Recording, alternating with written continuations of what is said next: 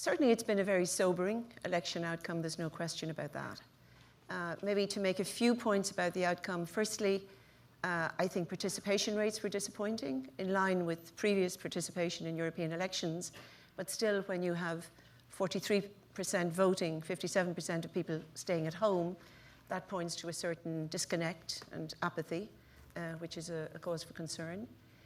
Secondly, I think we can't forget that, in a way, there were 28 separate messages here, because we have 28 member states, and as you always find in European elections, people are addressing their national governments at least as much as they're sending a message to Brussels.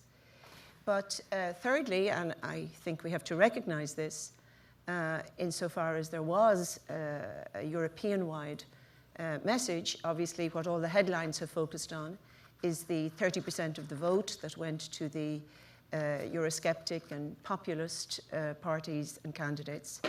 And that's a jolt, certainly.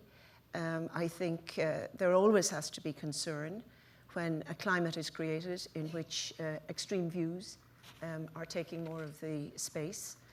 So I think that certainly is food for very serious thought. Another point I would make is in terms of how it's looked at from across the Atlantic here. I think there's no question but that Europe is still going to be very much a strong, functioning partner for the United States, and worries about TTIP being derailed and so on, I think, are out of place.